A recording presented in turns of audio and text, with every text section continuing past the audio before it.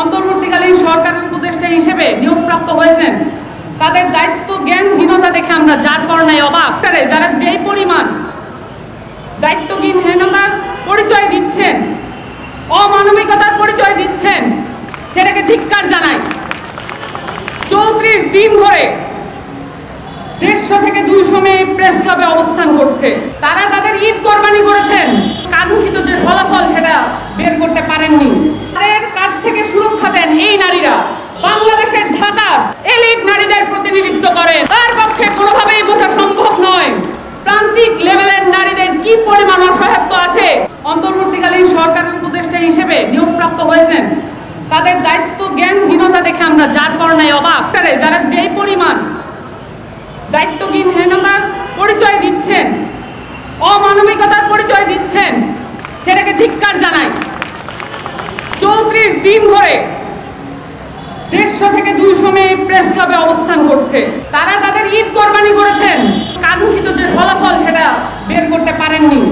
এই তথ্য আবার প্রকল্প শুরু হয়েছিল 1989 সালে থেকে। এটা বাংলাদেশের প্রান্তিক নারীদের একটি আশ্রয়স্থল হয়ে ওঠে। আমরা হয়তো ঢাকায় থেকে বুঝতে পারবো না একজন নারী বিধবা ভাতা পাওয়ার জন্য কি করতে হবে, এটার জন্য তাদের কি পরিমাণ অসহায়ত্বের সম্মুখীন হতে হয়।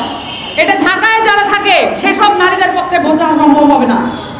যারা প্রান্তিক এলাকায় যে নারীরা থাকেন তারাই একমাত্র বলতে পারবেন এই বিধবা ভাতা পাওয়ার জন্য, শিক্ষা ভাতা পাওয়ার জন্য এবং নারী এবং প্রেগনেন্সির ভাতা পাওয়ার জন্য তাদেরকে দ্বারস্থ হতে হয় কিছু অমানবিক পুরুষের হাতে। কাছ থেকে সুরক্ষা দেন এই নারীরা।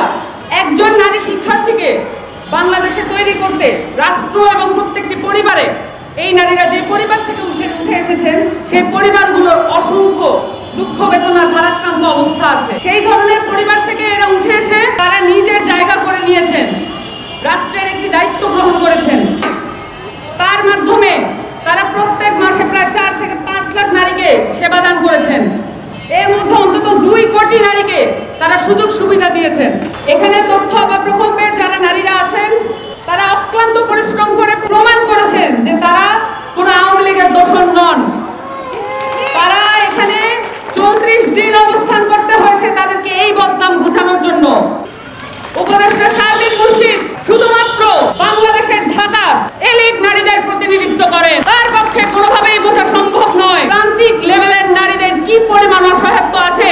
ঝিনাইদহের প্রান্তিক এলাকায় একজন নারী ধর্ষণের শিকার হয়ে সেই বক্তব্য, সেই গল্পটা কার কাছে বলেন, তার পক্ষে এটা কখনোই বোঝা সম্ভব নয়। তারা আমেরিকান এম্বাসি মেইনটেইন করেন।